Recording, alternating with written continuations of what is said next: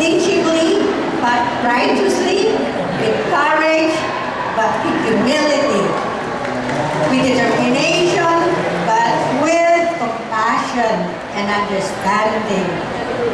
And as you accept this gable and the authority that goes with it, may God help you in all your undertakings.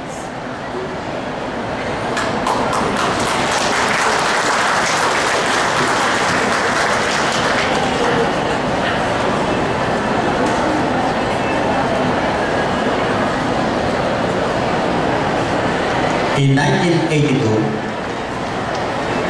a group of loyal and dedicated followers of General Paulino Santos, namely Amado A. Munda Sr. and Rafael C. Aquino Sr., my two heroes, first batchers Federico Dizon and Antonino Ramos, and descendant Alejandro Arenas, first conceived and initiated the formations of the sons and daughters of pioneers of South Cotabato and signed its constitution and bylaws.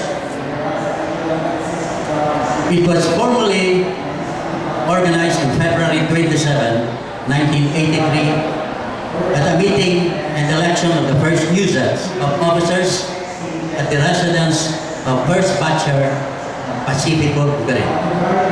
I was elected Vice President, and in that year I successfully chaired and conducted the first South Cotabato Open Tennis Tournament for the juvenile and adult enthusiasts of the sport to promote an even vision of the late General Santos for a sound body and mind of the population who sports and physical activity.